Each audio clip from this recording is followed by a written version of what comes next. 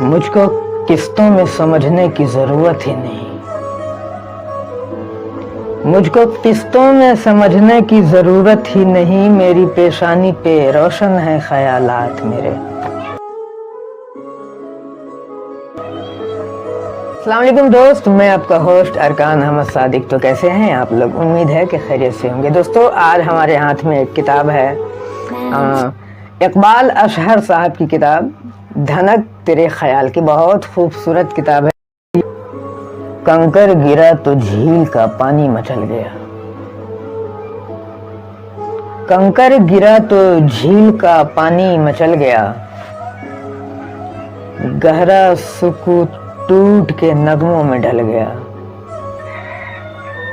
आंगन के बीच उठी हुई दीवार गिर गई। सावन बिखरते रिश्तों की किस्मत बदल गया। सावन बिखरते रिश्तों की किस्मत बदल गया। अर्ज़ो समा की वुसअतें समटी हुई लगी जब मैं हुदूदे ज़ात से आगे निकल गया।